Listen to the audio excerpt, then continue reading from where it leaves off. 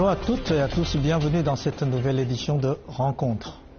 Voilà, le COP21 a réuni actuellement à Paris plus de 196 pays pour discuter l'avenir de notre planète. Notre planète sous la menace du réchauffement climatique, c'est ce que nous a dit. Un accord historique sera signé dans quelques jours, selon le président de COP21, le ministre des Affaires étrangères français, Laurent Fabius. Historique parce que cet accord sera juridiquement contraignant.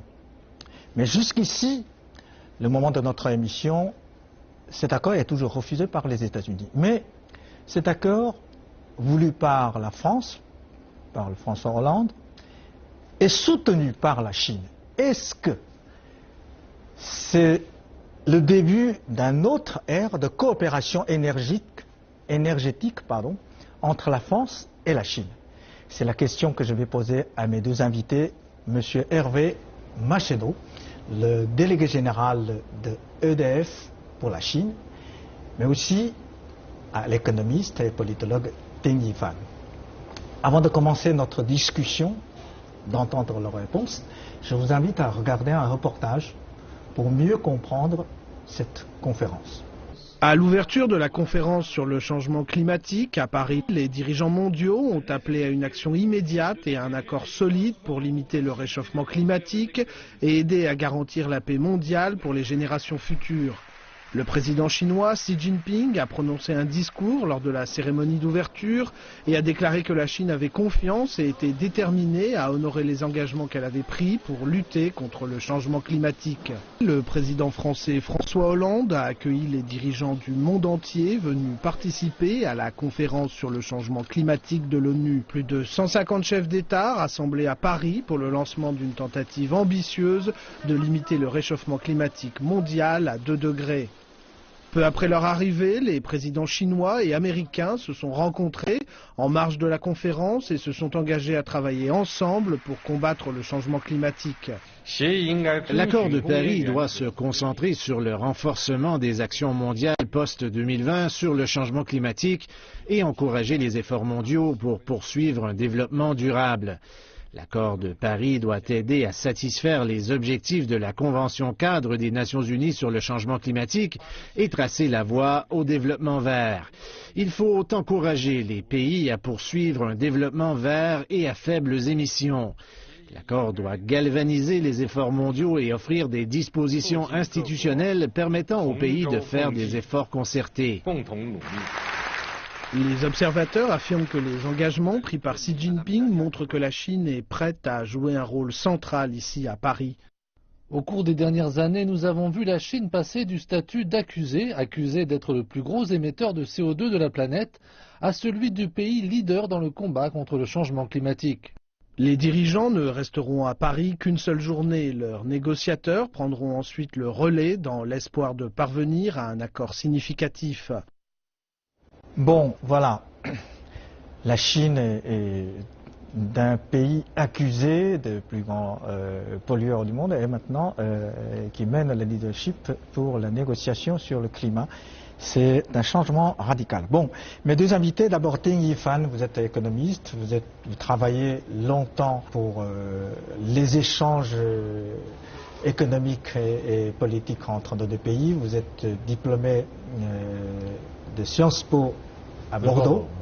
Vous avez obtenu le doctorat et puis vous avez travaillé en France comme correspondant d'un quotidien pendant plusieurs années. Vous connaissez bien la France. Vous êtes auteur aussi de plusieurs ouvrages sur l'économie, sur la politique. Bonjour et bienvenue. Bonjour. Monsieur Hervé Macheno, vous êtes délégué général d'EDF pour la Chine à Pékin. Vous êtes diplômé de l'école polytechnique de l'école nationale de ponts et de chaussées de l'Institut d'études politiques de Paris. Vous avez beaucoup de diplômes et vous êtes devenu ingénieur des ponts et des chaussées dès les années 60. Et puis en 82, vous rejoignez EDF et vous venez en Chine, dans notre pays. Et 3 ans après, vous êtes nommé directeur technique pour la construction de la centrale de Daya Bay, la première centrale nucléaire en Chine, un fruit de coopération franco-chinoise. Et vous avez travaillé dans cette centrale jusqu'à 1989. Et en 2002, vous revenez en Chine comme directeur de la branche Asie-Pacifique de EDF à Pékin. Et aujourd'hui, vous êtes délégué général d'EDF pour la Chine. Bonjour et merci d'avoir accepté notre invitation. Bonjour. Voilà ma première question justement à vous, Hervé Macheno. Nous venons de passer un mois novembre le plus froid depuis 1960. Et on nous dit, le réchauffement climatique, on nous dit que la planète est en train de se réchauffer. Comment expliquer la réalité et la théorie qui est si loin? Vous travaillez dans l'énergie. Tous ceux qui travaillent dans l'énergie ne peuvent pas ne pas parler de le changement climatique. Donc je vous demande comment comprenez-vous le réchauffement climatique puisqu'on est tellement froid? Je pense que l'observation du réchauffement climatique est un fait statistique. Statistiquement, sur l'ensemble des dernières années, des dernières décennies, la Terre se réchauffe.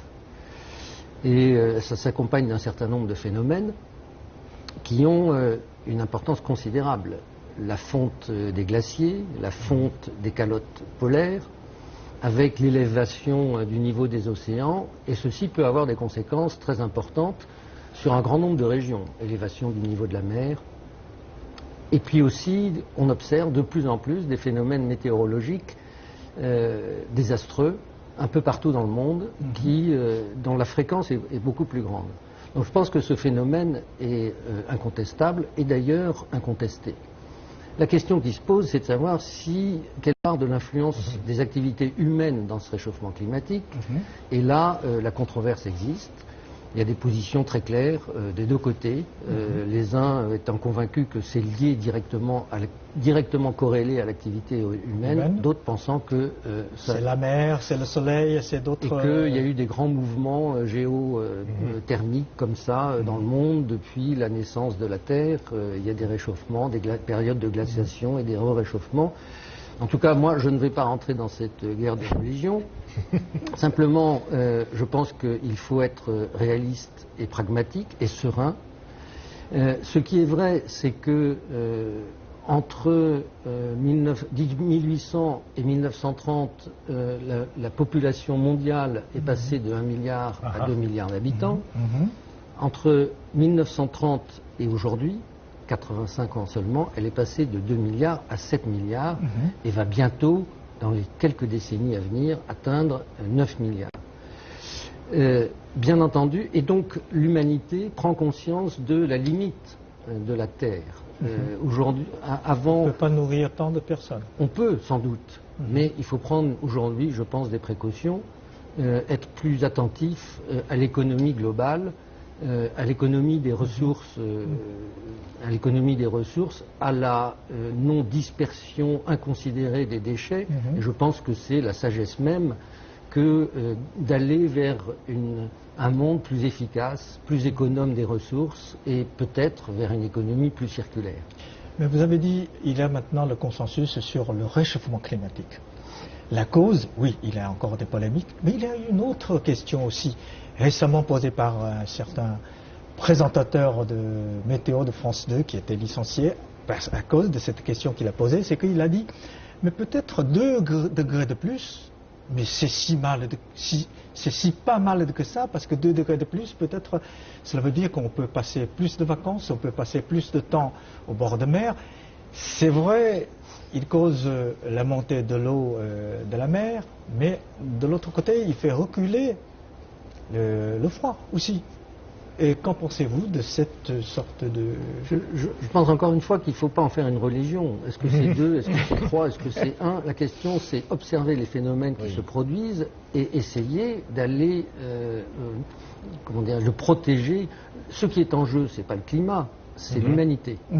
Et donc prendre soin des gens qui sont menacés par les phénomènes qui vont se produire liés à ce réchauffement. D'accord. J'ai une autre question pour Ting Yifan, c'est que nous venons de passer quelques jours très pollués, comment dire en français, ces pellicules, micropellicules, qui atteint PM2.5, qui atteint un niveau historique il y a quelques jours. Il atteint, on dit, plus de 500. Est-ce que le réchauffement climatique émet de CO2 dans l'air et la pollution, est-ce que c'est la même chose ou c'est deux choses différentes? On confond souvent ces deux choses, on ne comprend pas. Est-ce qu'il y a un lien entre ces deux? En fait, vous m'avez posé plusieurs questions là-dessus. D'abord, est-ce que l'émission de CO2 est à l'origine de ce réchauffement planétaire? Ça, c'est déjà une question qui suscite beaucoup de débats. Il y a des scientifiques même qui ne reconnaissent pas que l'émission ou l'augmentation de l'émission de CO2 contribuerait à l'augmentation de la température planétaire. Mais d'autre part, il y a le lien entre l'émission de gaz carbonique et en fait l'air pollué. Est-ce que le CO2 contribue à une pollution de l'air? En fait, c'est très compliqué. D'abord parce que on n'est pas très sûr de la contribution de l'augmentation de l'émission de CO2 et avec ce qu'on appelle le réchauffement climatique. Parce que, paraît-il, ce sont des géologues et des historiens, etc., qui ont travaillé à l'histoire de notre Terre. Ils ont découvert que finalement, dans le passé, surtout dans la période préhistorique, il y avait des moments où la densité de CO2 était plus importante qu'aujourd'hui, alors qu'il y a beaucoup plus de végétation, il y a beaucoup plus de végétation et le climat n'était pas plus élevé qu'aujourd'hui. Donc parce que le CO2, à la fois, est comme les engrais pour les plantes, pour la végétation. Parce que la végétation a besoin de CO2 pour pousser. C'est ça. Donc, c'est difficile à juger l'importance de CO2. Mais je pense que la pollution de l'air est due beaucoup plus à autre chose que CO2. Parce que CO2 n'a pas d'odeur, n'a pas de poussière, non, c'est pas ça qui cause ce qu'on sent comme pollution de l'air. Ce qu'on sent comme pollution de l'air, c'est certainement l'émission de ce qu'on appelle sulfurique, SO2. SO2. C'est ça, c'est parce que dans le cas de Chine, par exemple, le nord de la Chine, en hiver, a besoin beaucoup d'électricité, beaucoup de chauffage, etc. Oui. Et tout ça, l'électricité est produite encore en grande quantité par le charbon. Quand on brûle du charbon, eh bien, ça émet de CO2, effectivement, mais le CO2 ne cause pas beaucoup d'odeur ou de sentiment de suffocation. Par contre, le SO2 crée ce genre de problème. Donc c'est pour ça qu'en hiver, surtout quand il y a le brouillard, etc., le brouillard est toujours mêlé de beaucoup de SO2 et qui crée vraiment une pollution. Un sentiment terrible de suffocation. Vous voyez, le COP21 a réuni 150 chefs d'État et de gouvernement. Jamais une autre conférence sur un sujet de la guerre, de l'épidémie, de la faim, Jamais une autre conférence peut réunir tant de chefs d'État et de gouvernement. Est-ce que le climat est le problème le plus important de l'humanité? Comment répondez-vous? Beaucoup de gens posent la question. 2 degrés de plus est plus important que les gens meurent de faim. Et vraiment chez nous. Je pense que l'expérience ou la prise de conscience de la limite des ressources terrestres et du fait que l'humanité occupe tout l'espace pose une question qui est quasi métaphysique à l'humanité et que une certaine tendance, une certaine idéologie à la fois malthusienne et culpabiliste fait de cette question une religion contre le développement. Et au fond, tout le monde se cristallise sur ce réchauffement climatique, qui est peut-être une question, mais il y en a effectivement bien d'autres. C'est comme si on avait plus peur des risques du futur que des vrais dangers d'aujourd'hui, des vrais drames d'aujourd'hui. Ce n'est pas une seule cause qui est la cause de l'humanité. Ce n'est pas le réchauffement climatique qui est la cause de l'humanité. La cause de l'humanité, c'est le bien-être des hommes. Et c'est donc l'ensemble des mots, et ce serait bien qu'on élargisse à tout le moins cette prise de conscience collective de l'ensemble des pays aux autres questions que vous évoquez, la misère, la faim, le terrorisme. Le fait, c'est que parce que les égoïsmes nationaux font que la misère, elle est chez les autres le plus souvent, tandis que le changement climatique par les autres. Et donc, voilà la raison pour laquelle on croit utile de se réunir pour parler de celui-là et pas de cela. Et vous êtes d'accord? Ça, c'est un argument assez convaincant? À part cet argument avancé par M. Marcheneau, il y a aussi le fait que le réchauffement planétaire ou le changement climatique est devenu un thème politiquement correct, parce que ça touche les partis politiques, en particulier les partis verts, les partis écologistes, etc., qui ont eu une influence de plus en plus sur la division des forces politiques traditionnelles. Et ça a des conséquences énormes. Parce que si vous n'êtes pas politiquement correct, vous allez perdre les élections, vous allez perdre des voix, vous ne ferez plus vous entendre dans une société occidentale. Mais ça adopte tout le monde, et le changement climatique, ça représente une certaine morale à laquelle aucun dirigeant du monde aujourd'hui n'ose échapper. Ouais. Donc il faut obéir d'une certaine manière à cette logique. Donc il faut suivre le courant. Depuis la Daya-Bay, la Chine entre dans l'ère nucléaire. Mais la Chine est toujours un pays qui consomme le plus l'énergie de charbon. En même temps, 10% d'énergie chinoise est devenue d'énergie verte.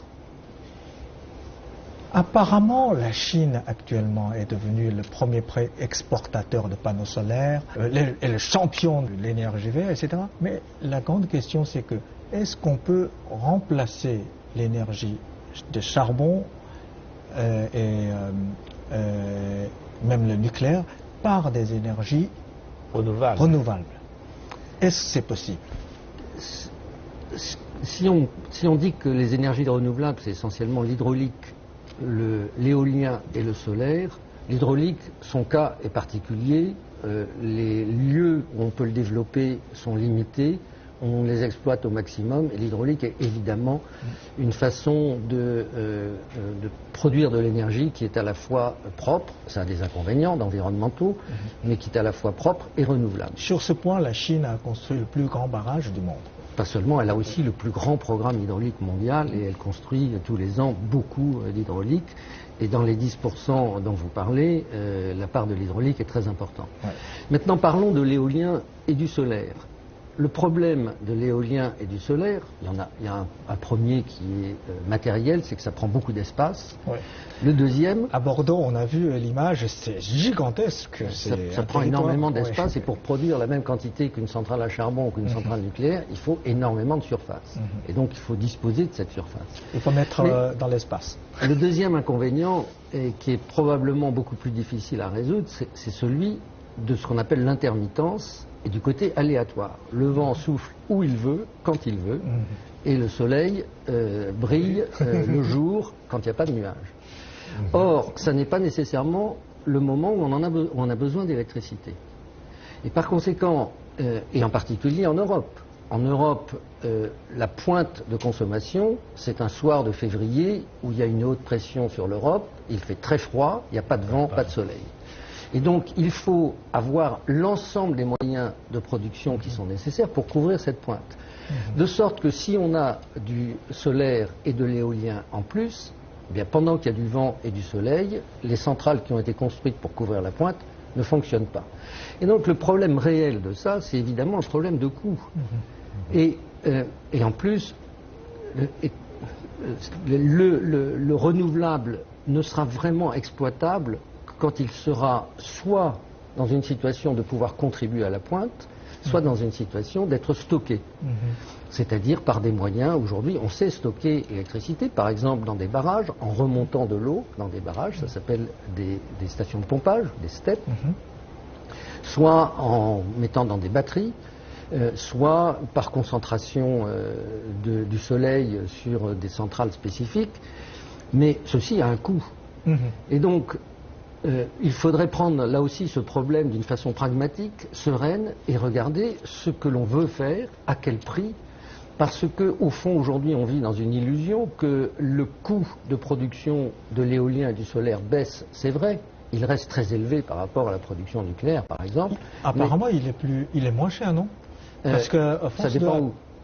Ça dépend où. Mais aujourd'hui, le coût de production d'électricité en France est nettement inférieur, au nucléaire est nettement inférieur aux nouvelles installations éoliennes ou solaires. Mais quand on parle d'installations éoliennes ou solaires, on ne parle pas du fait que de la déséconomie qui est provoquée sur les autres moyens de production qui sont quand même nécessaires. Donc il faut regarder, et non plus du stockage.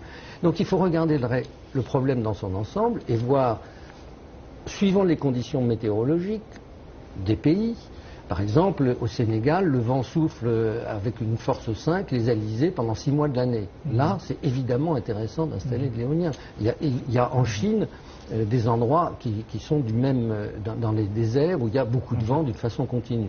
Et puis bien entendu, ça peut être l'occasion, ça peut être une façon d'économiser des ressources. En Chine, c'est une façon d'économiser du charbon. Mais tout ceci doit être vu dans une économie globale et pas seulement dans la religion du renouvelable.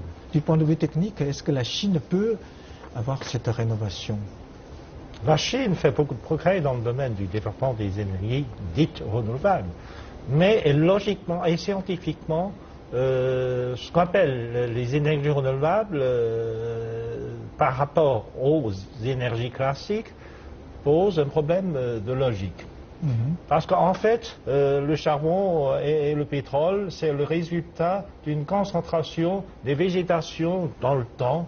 Donc les végétations ont dû absorber l'énergie solaire, etc. Mais finalement, toutes les énergies proviennent plus ou moins du soleil. Donc ils avaient accumulé les énergies solaires pendant des années, etc. Et puis, une fois enterrés dans la terre par le travail du temps, etc., ils se sont concentrés. Donc on peut le développer par cette concentration de l'énergie dans le temps pour générer de l'électricité, etc. Mais si on veut recueillir l'énergie du solaire directement, mais ça demande, comme dit M. Macheneau, des espaces énormes. Bon, cette COP 21, ce qui est marqué, surtout le début, c'est l'entente entre François Hollande et Xi Jinping, le président chinois, pour un accord juridiquement contraignant. Et M. Macheneau, c'est une coopération en fait politique, occasionnelle, énergétique, où la France maintenant tourne vraiment vers la Chine pour que les deux pays puissent avoir une coopération de la politique internationale, même dans d'autres domaines. Actuellement, ce qu'on est d'accord seulement sur ce domaine. Est-ce que c'est le cas? Je crois évidemment que pour se mettre d'accord sur des engagements pour l'an 2100, il y a une dimension technique très importante, il y a des quantités de spécialistes qui s'en occupent. Ce qui me paraît très important, c'est la dimension politique. Et je pense qu'il s'est passé quelque chose entre la France et la Chine sur ce sujet-là. C'est qu'on est passé de ce que j'appelle le malthusianisme et l'accusation mutuelle, c'est de votre faute, c'est pas de votre faute, à une vision coopérative de l'enjeu international, au moins sur ce sujet-là, et je pense que ça c'est un grand progrès. Stéphane, apparemment, cette COP21 va aboutir sa fin. Toutes les négociations, surtout sur le climat, c'est toujours disputé jusqu'à la dernière nuit pour avoir un accord. Et d'après vous, quels sont les obstacles les plus important, quelle est la différence la plus importante entre les pays, par exemple, développés et les pays en voie de développement? Quelle est votre prévision sur la fin de cette conférence? En fait, à l'origine, il y a eu le débat entre les pays en développement et les pays développés consiste en deux aspects. Premièrement, les pays en développement disent que finalement, oui, si la planète est en réchauffement, c'est parce qu'il y a eu un processus d'accumulation de l'émission de CO2. Et cette accumulation de l'émission de CO2 a été causée par les pays développés, justement par leur processus d'industrialisation. Oui. Parce qu'au cours de l'industrialisation, ils ont émis beaucoup de CO2 dans le ciel, et cette accumulation de CO2 a contribué à ce réchauffement. Donc il faut que les pays développés d'abord débloquent plus de crédits pour aider les pays en développement à résoudre le problème de l'émission de carbone. Et bien, donc, de ce côté-là, en particulier l'Inde, ne veut pas prendre plus d'engagement pour réduire immédiatement l'émission de CO2. Donc là, il y a un affrontement entre deux camps. Puis, petit à petit, on est arrivé à une espèce de compromis. On dit oui, puis finalement, on ne peut pas laisser la planète se réchauffer continuellement, il faut faire quelque chose. Eh bien, on dit oui, on peut faire quelque chose que les pays développés acceptent de nous donner un peu plus de technologie pour réduire l'émission, de nous donner des technologies pour développer, par exemple, de l'énergie renouvelable, etc., etc., toute une série de questions. Oui, l'enjeu était bien sûr l'argent, qui va financer les projets, etc. Et maintenant, avec ça, on est arrivé à une conclusion que les pays en développement doivent assumer leur part de responsabilité pour réduire. Bon, vous êtes optimiste ou pas? Je suis plutôt optimiste, oui. Pour un accord final? Pour un accord final, oui. Je pense que oui. Et finalement, à tort ou à raison, ils vont arriver à un compromis avec une conclusion, avec des engagements qui sont plus ou moins ouverts. D'accord.